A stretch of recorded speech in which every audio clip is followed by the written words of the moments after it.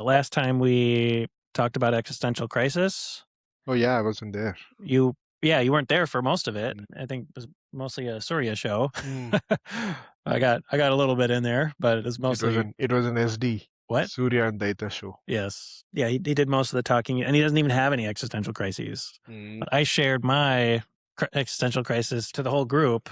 I had a whole conversation with Grok about him. So I was thinking it could be like my top 10 existential crises. Top 10. Wow. Well, there was 10 there. It was actually 11, but one of them is not really an existential crisis. We looked up what is existential crisis. It's a period of deep questioning about one's identity. Yeah, for me, identity was the real word. Purpose and the meaning of life, often accompanied by feelings of anxiety and confusion. Yeah, so then it typically arises during significant life transitions or moments of self-reflection. So have you done any questioning? Yeah, self-reflection lately? Or can you think of existential crises that you may have had in your life? Or are you like Surya? You don't have it? I mean, I did have for a long time my identity as an Hare Krishna follower was kind of was a question mark for me. For a long time now, I've been an Hare Krishna follower. Did I fully identify myself with that? Was not a I think a conscious choice. It is like it is not a conscious identity that you think of. Oh, I'm somebody's son. You happen to be their son, and then eventually you kind of relate more to that as the relationships form. So initial journey was for me was, oh, I I go to temple, and um, did I wanted to come out of that? No, but uh, did I fully? It was like an identity crisis for me. So I wasn't fully into it, nor was I out of it. It was not a kind of it was not a force that somebody is putting me that, oh, you have to go to Hare Krishna temple. It was not that. I was willingly going to that, but it wasn't like something that I relish being a Hare Krishna devotee right now. Like the fulfillment that I feel today was not something that I felt for a long time. Because you were born No, I into it. came in when I was like 10 You were 10. years. Okay. And your brother Yeah, got into it first. my brother got into first, and then like I always like if my brother is doing something, then it has to be perfect. Like that was always the thing. If my brother is taking it right, like I was just saying to my wife, this was maybe slightly before I became a Hare Krishna devotee, but my handwriting growing up was very different. And my brothers, like me and my brother's handwriting were very different. And then my brother has a habit of writing very small and not cursive handwriting predominantly. So I saw one day, oh, my handwriting should be like my brother, and then I practiced for a long time. You remember doing that as a kid? Yeah. Okay. So that's how like I always So you looked up to him. You looked up to your brother. Yeah. I looked up to him. So it was like, oh, my brother is asking me to do this. So you were 10 at the time. Yeah, And 10. how old was he? He was 19. Oh, okay. He joined college. You meet some devotees in college Yeah. and dove headfirst in. Yeah. Told his family, like, hey, family, doing this. You guys should do it too. Yeah, in one sense. So it was not cultural. Like my maternal grandfather had this heavy culture of like religious worship, and like my mother was very heavily into it also. So it was not something unusual. It was not that we were very far off from the religiosity perspective, and then it like ISKCON brought that into it. But it was like we were like any other Hindu family. But then this kind of structured that like as Krishna being like that the whole ideology. So that was kind of a new thing. So because of my brother told, and I'll just follow it. And then I like the place where I was, my both brothers were in college, so I was kind of even though I was part like three siblings, I was still alone. And then almost 1.5, 2 years into Krishna consciousness, one of my brother died. So that was like a big jolt. I didn't realize what it means to lose a brother till almost 1 year. 1 year after it happened? Yeah. So Because it I happened was, and you just couldn't process it or you didn't know what to think of it? yeah, I was 11. I mean, yeah, that like it didn't occur to me. 1 year later, something happened at home. And I was thinking, okay, I'm here. My father is at work. My older brother is in college in Bombay. My mother is somewhere in the kitchen. Was this the middle brother? Yeah. So where is my middle brother? That's when like I can still feel like me just sitting in front of the mirror and just kind of that was the moment I broke down after almost a year. Oh, it finally hit you after a Yeah. year because you were maybe It was doing like life you're was doing some self-introspection or you were doing yeah, self-reflection correct. on yourself or family, and then all of a sudden, whoa, Because my brother for he always was in hostel. Like hostel is like a boarding school. My middle brother. So growing up, predominantly it was my older brother who was at home. My middle brother was in like in a boarding school. So the daily presence of him wasn't there. But that day it was like, okay, I know the exact place where each of my other family member is, but I don't know where the exact physical presence of my second brother. Okay, where is okay. he? So how did that? So you said it hit you, and all of a sudden you broke down, Yeah, like crying, yeah, and almost for an hour. wow, I can still remember wow. this does Would you call this your like first existential crisis in your life? And you must have been what, 12? 12. Yeah, Okay. Is this like the first time that you remember breaking down and like yeah, questioning things and correct. like something hitting you Yeah, at a like and then like existential yeah, level? kind of like okay, like what like it's almost like who am I? And I mean not to the degree of that it changed the whole trajectory or anything. It was like a heavy thought of just sitting there and like what's happening. But then after some time, then like I think my mother saw me crying and then she came in and then eventually I became like any other 12, 13-year-old boy. Like it wasn't like, oh, now I need to take my life serious. It wasn't that. It was like a momentary, very heavy reflection, like something that I even after 23 years I can still remember that entire like if I close my eyes I can see myself sitting there. So that I would say like was the first. First existential crisis in Yeah. your life that really stood out that you can Yeah. remember. Yeah, see, like I have a sibling that died as well. Mm. I have a sister who died when she was younger than me. I think now she must have been 30, early 30s or something. Uh, and I was in high school. And I see, I didn't even put that on my list of existential crises. Like that experience of having a sibling who died didn't hit me as an Yeah. existential crisis. I mean, I remember being like sad and I mean it's not like because there is an identity that you form of as their sibling and then that just evaporates. yeah. So And that's so what was the year difference between you and 8 so the middle brother was 8 years older than you? Ah, and then the older brother is 9 years older than me.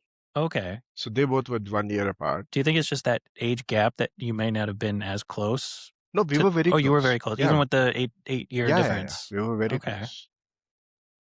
Like he whenever he was at home, like yeah, like the most loving person of the family. We were like all three of us brothers were very close. But it was like the I didn't the reason I might not have realized for the 1 year is because he was not always constantly physically present at home. Okay, so it could have just been like an Yeah, extended yeah, period away, he's and yeah I'm used to that. yeah.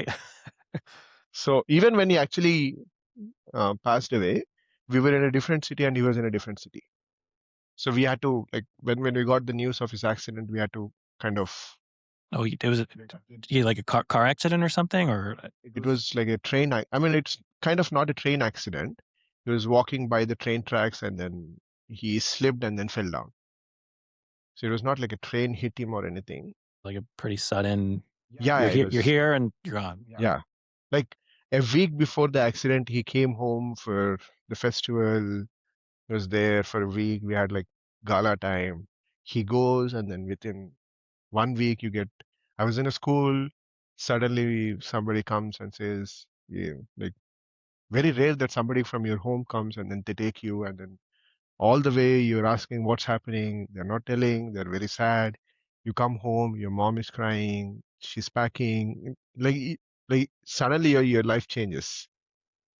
So, but then like yeah, even when we took his dead body to our native, like it didn't hit me because like how like how as 11-year-old that's the first death that I've see like I've my grandparents died when I was 3, 5, so I don't know what it was. So this was like the first thing, and then Do you remember having any like I mean you had already like were exposed to the Hare Krishna philosophy at this time. Like yeah, did a you little, absorb a little. anything when you were 12? Like did you get pick up on any Hare Krishna philosophy like your, Bhagavad Gita chapter 2, your soul, No, not much. okay. So you didn't have any like philosophical reflections on yeah, who are you or No, anything not like much. okay. For me, I was just fascinated with the stories. Growing up, my hero, like as a parent, is my father. Like how I am with my kids is how my father was with me. Every night, my father used to sleep with me, tell me the stories. So it was like the fascination for me in Krishna consciousness was those stories that were like we have amazing stories that that always come up. Yeah, sure. So that was like the fascination. I wasn't pretty much, yeah, for a long time till I actually started questioning my identity as a Hare Krishna devotee. I was not fully intrigued into the philosophy. It was always the people and the stories. Well, it's interesting because I must have been 16, 16 years old or ish, somewhere around there when my sister died. And at that time, I had already started reading the books, Mm, so I'd read Science of Self-Realization. I'd read, uh, I don't remember if I read all of them, but I know I read the Science of Self-Realization, and I believe I was reading the Krishna book at the time. And I remember not knowing what to do with mm, my sister just died. mm. I remember, my family was sad. For some reason, I didn't. Like, did she have a family? What's that? Was your sister married? Yeah, she has 2 kids. Huh? So yeah, now they're all grown up. One of them's now married. um, so, so yeah, so she left 2 young kids, like 3 and 5, like younger than my kids. Uh, So, you know, like if that were to happen now, I could maybe understand it and put it in context a little bit more. But when I was in mm. high school, I Yeah. couldn't put much into Yes. Yes. context. I know it was a sad thing. And the other thing too is like I wasn't super close with my sister because she was so Mm. much older than me. Correct. Correct. She, I 14 almost saw years. her more as like an aunt. Ah. S- we're related. We're brother and sister, but we weren't super Correct. close Correct. because there's a big age gap. Um, so, but I remember like yeah, getting the news, and I remember like my younger sister was crying, and my older Mm. brother was also you know very affected. Like I could remember sitting with them in a room, and we were all quiet because we didn't know what to say or what to do. Um, I mean, I don't remember being super sad though, and I felt bad because I wasn't sad. Mm. And I didn't know why. I felt like maybe I should be sad because that's like the socially proper thing to Yeah. feel in a time like this. But for some reason, I just wasn't feeling that. Um, Same. so so then I think I just started taking shelter of the Krishna book. Mm. So I remember sitting there on the couch with the Krishna book right next to me in this room of kind of intense Emotions. Yeah. emotions, and I just remember like starting to read the Krishna book because I didn't know what else to do. And I remember then my other sister came, and she kind of was more who was my other sister was very close to the sister who died, and then Your other older sister. yeah, my other older sister, and then she kind of came and she kind of started talking, and she was older, so I feel like she knew how to more process the situation. She Mm. was able to kind of put things in perspective and talk to everybody and kind of liven up the room a little bit. Um, yeah, I remember that initial period when we first found out, and I remember my little sister telling me and how she was feeling, and but for some reason it didn't hit me as an existential crisis. Mm, I mean, she died from breast cancer, and she's been mm, battling it for a while, and I remember she was sick for a while, so I don't know, maybe subtly I had some idea that this could uh, happen, and and that, maybe I don't know, maybe there's some good that might come out of it because she was suffering. I remember like she was doing chemotherapy and she just her body was breaking down. mm, Um, and maybe there's some consolation that maybe she's not suffering as mm, much anymore. At least, I had some ideas that maybe this is for the best, and somehow I had some philosophical idea that yeah, it's sad, but maybe there's some silver lining to it somehow. mm. But that didn't change your identity or your beliefs or you just It didn't felt change as an identity, as in like one of my identity just vanished. Like you kind of relate yourself as like your identity as a complete, like for me, Haridwani has multiple identities like that form me. Um, when one of the close identity kind of vanished, it was like a big jolt. But it didn't change much as with respect to the personality or anything. you didn't change your beliefs. You didn't change your identity as your the brother, a sibling to that brother obviously Mm. changed, and that kind of hit you. But then because of that incident, then my family started taking more shelter in Krishna consciousness. So in one way, I did not change, but that incident changed the whole trajectory of the family. And then like Okay, so so that in may a have been a way, catalyst to yeah, get in your a way, family deeper yeah, into Krishna correct. consciousness. Oh, In a way, that kind of that specific incident um, kind of paved the way for the identity mm. that I kind of created it now. So it sounds like over time you started adopting more and more of this Hare Krishna Yeah, identity yeah. because your family was adopting it more and more, and you're like a part of this family. This is what we do, and you started accepting it. You didn't have any big questions or doubts or anything. I'm Till guessing until until until I came into college. Um, like I am a very social person. even when you were little. Yeah, Okay, so you haven't like changed. yeah. I need to relate and talk to people around me. And then the specific congregation where I was going to, most of the devotees were quite older to me.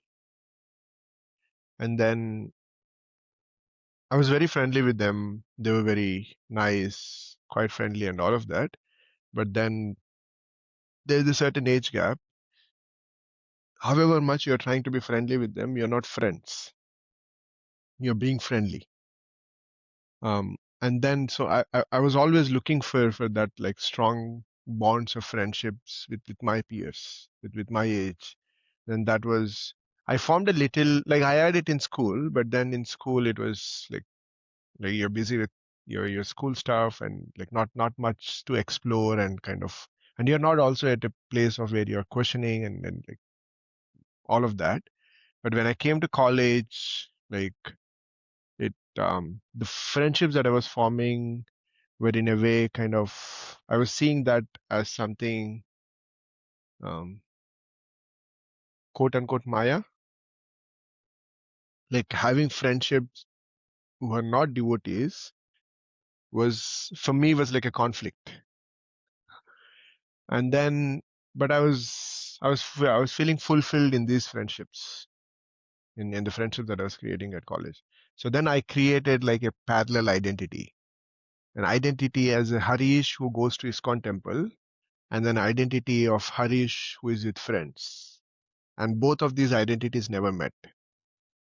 And the epitome of that identity was I had two Facebook profiles. Really? Yeah. So you had a wait, two Harish because you weren't initiated at this point. Harish Gali, two Harish Really? Gali That's so profile funny. pictures. That's so One Harish Gali Facebook wearing profile a with, dhoti and tilak yeah, and with a family picture with Radhanath Maharaj. That was a profile picture. And then the other Harish Gali, like a college going fun kid who is creating this all of this, and then Do you here know I used anyone to, else who's done that? I don't know. You're literally like living two lives. Yeah, like Sunday life was entirely different. I mean, everybody, it's not that I was hiding this identity of Hare Krishna to my friends. I was just hiding this high identity of Harish with friends to the Yes, devotees. that it makes sense. So because like there was nothing, I didn't find, I wasn't ashamed of being a devotee. I was in fact proud. Like I was very specific, very strict with my diets and all of that. So I, like all of my friends knew very clearly like there are certain boundaries with respect to food and other things that I can't cross. Um, but then I like um, going out with friends. I like going to movies. I like bunking college and like And it sounds like you were ashamed of those things. I wasn't ashamed. I felt that if this section of the devotees knew that I'm this person, they might not agree. They might not accept me into the community. Isn't that kind of like shame?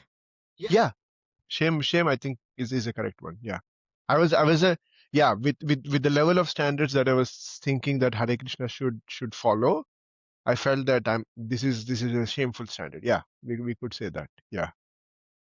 Yeah, because secular people, if you're a Hare Krishna devotee, Yeah. that's not they don't keep. I mean, that's not an issue. That there's Yeah. nothing wrong with that from a secular Like perspective. if you're a Hare Krishna devotee going to college, you should preach to your college friends. You should make them devotees. I mean, even now, it's not that like seeing me, it is very clear that I'm a Hare Krishna person. But I don't talk about the Bhagavad Gita lectures and all of that in office. So not because I'm ashamed. Like for me, I can't take this and put it here. But now I'm kind of much more comfortable with like with the segregation of it. But back then I wasn't much, so I was like living two identities. Okay, so you're living two identities though, but did it like cause any mental anguish, or did it cause anxiety or anything for you to live these two lives, or you're like, "Oh, I can handle it. I can live this life as." No, eventually I was drifting away from the identity of a Hare Krishna devotee. Oh, okay. So then you started to identify more as just your regular Yeah, Harish because going out.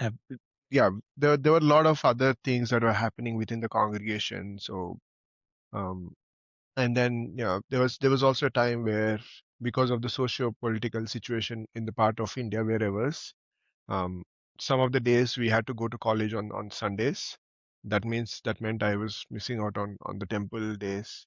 And then slowly, I kind of started um, drifting away. Not from the practice perspective per se, but Just more like the community or yeah. the s- And for external me, structure of the Hare Krishna yeah, religion. Not and so for much. me, if I move away from the external physical aspect of something, then even internally, it right, kind of dies down. Like I can't be close friends with somebody whom I'm not physically regularly meeting. Yeah, I can relate with that. Yeah.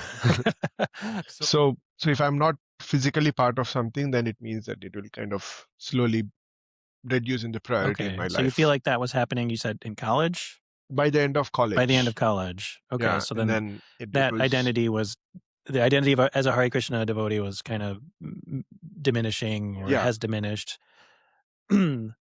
And that did you feel like that was a crisis though, or were you fine with that? Like, there's one thing to change your identity, and if you're happy with the change of No, I identity, then it's wasn't not a happy. crisis. I wasn't You happy. were unhappy. Yeah, yeah. Okay, I so I it did lead because to some kind of a crisis in your life. yeah, Okay, because yeah, it I wasn't it wasn't a conscious choice of, oh, like I'm not fully not relating with this Hare Krishna. I'm just happy being here. I don't relate to it. It wasn't that. It was in some ways things beyond my control where I was I long to be there but I cannot, and my pull towards this is kind of becoming stronger, but I don't want to be pulled this way. Yeah, so you still had that desire to be a Hare Krishna Yeah, devotee, but you felt like you were getting pulled in the like the magnetic attraction. Like let's consider I'm here. The pull towards this side is kind of reducing, and then the pull towards here. But then I wanted to be in this center. Like, I didn't want it to let go of this connections and neither this connection. So I wanted to be in the center where I needed both kind of, because it in one way both of them were nourishing me for the person. So that was like that period was I would say the most confusing. Who am I? What am I doing? And then um yeah, for was there any resolution to this existential crisis? moving away from that place and going to Kolkata. And in Calcutta, you would have just dove right in head first into Hare Krishna community. I was living in the temple. Oh, okay. Well, and And that then I then your was desire of being a Hare Krishna devotee was matching your external behavior, yeah, and therefore existential crisis resolved. yeah. So that's what, like, my um I need to be physically very connected to being a Hare Krishna devotee in order to internally feel a Hare Krishna devotee. All Um, right. So that was one. So I think you mentioned two existential crises. Has there been any other ones that you can think of in your life the other one right now is as a son. right now? Like you're Yeah, going through it right now. yeah. Ah, okay. Because um, my brother is a brahmachari, is a monk, um, and like it is a conscious choice that he has made to serve the mission of his spiritual master in kind of being an ISKCON monk, and like he feels there is a lot that have received from this, and like there is a reason why he became a monk. So right now it's the challenge is, yeah, I'm here, and there is a strong desire to actually take care of my parents, but because I'm here, like this year was this like this year was my father's 75th birthday, and I have been planning and thinking of going to India for the last 2 years. I couldn't go because of the whole immigration issues and whatnot. Do you feel like you're like, I don't know, failing as a son, or you're not doing your duty as a son, or I do you're feel that, but it's an emotional feeling that I have, but then there is a side of me that says like there's certain things that I can do, and like which I'm trying to do my best, but then yeah, it's like an always an emotional struggle of what is like I kind of feel like in a identity crisis as a son and a brother. another mismatch between how you're living and what your ideals are? Yeah, It seems yes, like that's when you have existential crises, correct, when your behaviors, your external activities don't match what internally you feel like you are. correct. Um, okay, that makes sense. That's um that's a daily struggle, almost a daily struggle Do you of, still talk to your dad every day though? yeah, A- not have- every day, oh, okay. but Pretty regularly. as quite regularly. Has he said anything about like, it's okay? Or like, or is he making you feel No, my parents are like they never made me feel some like as if directly there was never a conversation that y- you failed as a son or anything. Like it wasn't there, but it maybe that conversation might have come like I'm not doing enough with somebody else, but never with me.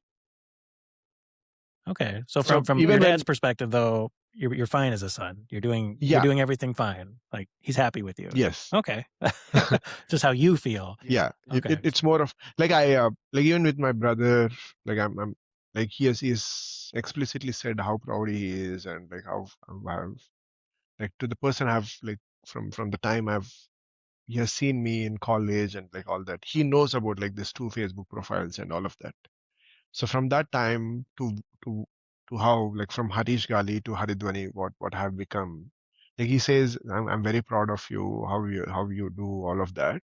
But then I also feel like I'm failing as a brother. I might be winning as a devotee who he has cultivated and kind of brought into ISKCON, but I feel I'm failing as a brother of kind of being there for him.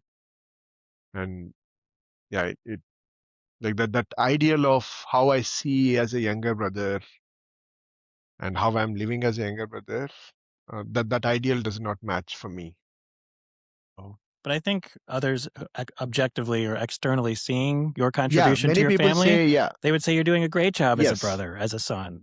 It's just you're not living. You feel like you could do more, or you want to do more, or at least yeah, I wish I can do you more. wish you could do more. Okay. But it is like, can I just, somebody might say that, oh, it's your choice of just leave. Nobody's stopping you. Yeah, nobody's stopping me, but like, it's, there are a lot of factors also to consider, which I can't just leave everything here and then go back and be with my parents. So so that conflict of, um, I wish, but I cannot. So I asked Surya this question. So for you, the first time you contemplated death, that wasn't an existential crisis for you? Like you don't remember being a kid, the very first time that you, The first time was with my brother. That was the, right, that was your brother dying, but I'm talking about you dying. Like one day you are going to die. And no, I don't think that that's yet like a serious thought that, oh, like sometimes right now I do get scared. Oh, if I die, there are a lot of people who are dependent on me. So from that standpoint, it's not an identity crisis for me, but I feel, oh, what about all of them? okay, so for me, I remember the first time I contemplated death.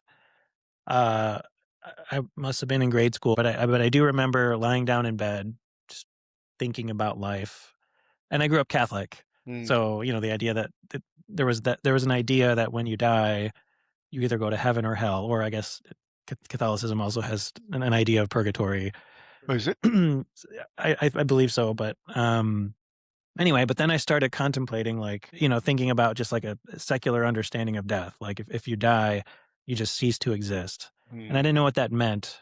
And I started sitting with this idea of just dying and everything being over. And I remember thinking of just because you're lying in your bed, it's nighttime. And I just remember thinking like, okay, it's dark now. It's just I just was thinking of just endless darkness, and or I didn't know how to conceptualize being dead. And I remember contemplating it, and I remember being like pretty freaked out by that, and it Mm. hitting me in a pretty profound way. I remember Alex O'Connor. I remember one time he also described his experience of really sitting down like for 20 minutes straight, just contemplating your own that one day you're going to die, your own mortality. And he said if you actually do that seriously and you just you self reflect on one day I'm going to die, like which he did. He said it scared the shit out of me. And he said, and I haven't done it since. Mm. Like I did it once, it scared the shit out of me, and that was enough. But I feel like I had a kind of raw, real experience like that as a kid. The first time being in financial debt, the first Ah. time taking out a college loan, Mm. that was a big existential crisis for me because I remember taking out a $7,000 loan, and I remember if getting a letter in the mail saying that if I paid back the $7,000 loan with interest and I just did the minimum payments, I will have paid $49,000. And like this was at a time when I only had like minimum wage jobs in high school, and the idea of paying $49,000 for anything was just like unheard of. I couldn't even fathom that much Yeah. money. So I remember all of a sudden someone telling me that, and this is just like one semester of college, 1 or 2 semesters of college or something like that. And I just like, I remember, so then I had to start thinking about the future and how I'm going to pay off this debt. And like all of a sudden, like my whole identity shifted to, I have to figure out a way to pay this off as soon as Mm. possible because I can't even conceive Yeah. of the possibility of earning $49,000. Correct. So that was a big wake up call for, I don't know, just how life is. um, Like, let's consider somebody, um, like somebody who is sitting on 100K and it suddenly vanishes. Like, you might not see that as many a times we see that as a financial crisis, but it also kind of creates havoc in your identity. Like, I identified as someone who had $100,000. yeah, I identified someone who was financially stable, stable and and, then yeah, like you then know, it questions everything. Like, how do I yeah, provide that's, to my family? And yes, I had that same, so that's another crisis further down on my list because, when you're first scammed. yeah, because I had to file bankruptcy because I fell for a scam, and I Yeah. identified as someone who is very financially, who I thought was financially prudent. Like I Mm. remember saving all of my money. I remember I didn't spend. I was very like, Yeah, I mean, for somebody who's called, I yeah. remember scrounging for change, putting it in a little piggy bank and putting all my money in a bank account, not spending and just trying to save my money. And I was thinking saving was what was the financially prudent thing to do. Um, of course, later I found out that that was the financially stupid thing to do. But at the time, I thought this is what you should be doing. And my mom, even when she described me to some of her friends, so when she described about me, like some of my qualities that I have, one of the first qualities that she said was that I like to save money. So it was like part of my identity. Um, so then all of a sudden, when I fall for this scam and I end up having to file bankruptcy, and all of a sudden I end up with this credit card with, you know, thousands, tens of thousands of dollars of high interest uh, uh, debt that I have to pay off. And then at the time I didn't have a job, so I couldn't do it. So I had to file bankruptcy. That just, that was a big wake up call. That was a big identity crisis, I guess. So I can totally relate with that. I remember the first time that I contemplated that I'm not the center of the universe. I remember it was I was at the Krishna Center in Champaign Urbana. I was, Donna Keeley she probably has been telling, like if you read the books, it's on pretty much every page that, Krishna's the supreme person, the supreme enjoyer. We are his servants. We're meant to serve him. He's the subject. We're objects. Object Like it's just, it was there, but for some in reason in every it's, possible way of yes. presenting it. It is there. So, but I probably read it a million times, and for some reason it never hit. But I remember the first time where it started to click. It was at the Krishna Center, and then I remember telling Donna Kaylee like, "Oh, so it's like we're like objects. We're like a hammer. We're like a tool that Yes. Krishna just uses as he Yes. pleases. Like that's us." And then and I don't know if you've seen Donna Keeley, like the way she like Yeah. you're finally starting to understand. Like I remember her like kind of like finally it took him so long to like get this point in his head. And I remember like that was a big existential crisis for me because I always thought Mm, I was a subject that mm. that I actually have some, of course I have some minute free will or whatever, but like I thought that Yeah. I didn't realize that was the situation from a Hare Krishna perspective. So that was a big uh realization. I remember that one. And then the first realization that I had Pure Devotee Syndrome. Did you ever have that, or was that a thing in your existence? Define pure devotee syndrome. Well, it's just where you think that you're a pure devotee, but you're not. It's just you think you're more advanced than you are, or I you don't always think had I. a pretty measured Yeah. idea of your advancement in Krishna consciousness. Okay, well, I remember because I had the experience when I first started coming around and reading the books and with devotees. I just absorbed. You feel like you get this like initial mercy, and you have this really intense desire to Yes. read Yes. everything and chant and do everything that pure devote, like do everything that pure devotees do, and you get so much bliss and ecstasy from doing all the practices, and everything is great, and you feel like you're just riding this wave. When you're riding the wave, you think, oh, I could probably become a pure devotee. I could probably maybe one lifetime I can go back to Godhead or whatever. Like, I feel like I can, maybe this is something I can do. And then you start, okay, I have some issues I got to work out or whatever, but I'll work them out. And then, one lifetime, let's, wrap up this material existence and go back to Godhead. And all right. Of course, then reality hits, after you've been around for a little longer. And then if you're trying to graph how advanced you think you are, So you start off like you have no idea. So you put random spot on the curve, and you start like reading the books, and you get these ecstatic symptoms, and you want to read more, and you want to associate with devotees, and everything is going great, and you're so excited to do services and all this stuff. And then so it starts off really good, and then you realize, oh, but this is starting to get hard. Oh, I might have hit this at the spot where I left off in my previous life. Oh, I'm starting to make offenses, and I'm I'm realizing that, oh, there, you're trying to understand what actual pure devotee is, and you're like, whoa, I'm really far away from Yeah. that. And then all of a sudden, your conception of where you are uh, in your Krishna consciousness, and then you start thinking, oh, okay, I'm actually not at all anywhere. I'm not at all advanced. So then, it kind of does this dip or whatever. So that was kind of like an existential crisis when I started realizing, oh, I'm not actually as advanced as I thought I was. And we already talked about being susceptible to scams. I had the big bankruptcy one, but then I also fell for subsequent scams, and then I realized that I have an issue with like overly trusting people. Mm. That was like a character flaw that I didn't realize that I had, and I only realized it when I was an adult, and and when I started having to, wanting to have a family and take care of a family, and I realized that I had to be more responsible with finances and how the world works, and that not everybody is as not everybody may be what they seem. Mm. So that was another one. That's always a difficult thing to dawn.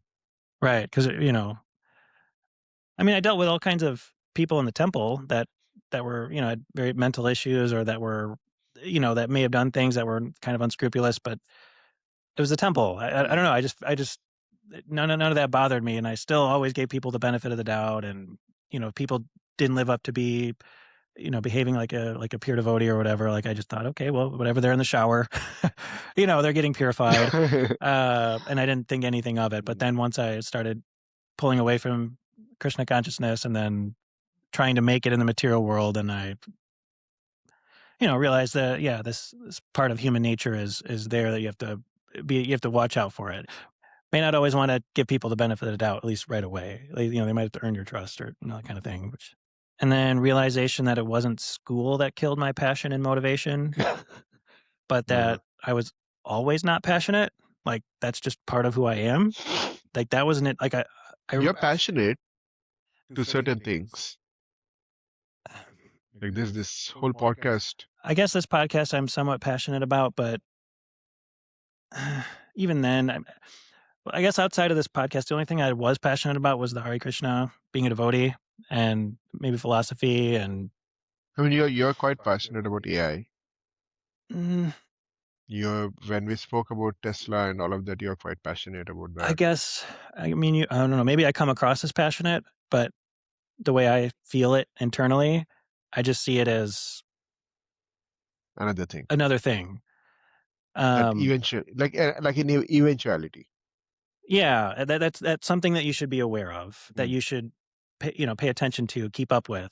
And, therefore I might talk about it in a way that I feel like it might come across as passionate, because I feel like these are the things that you got to pay attention to in today's world.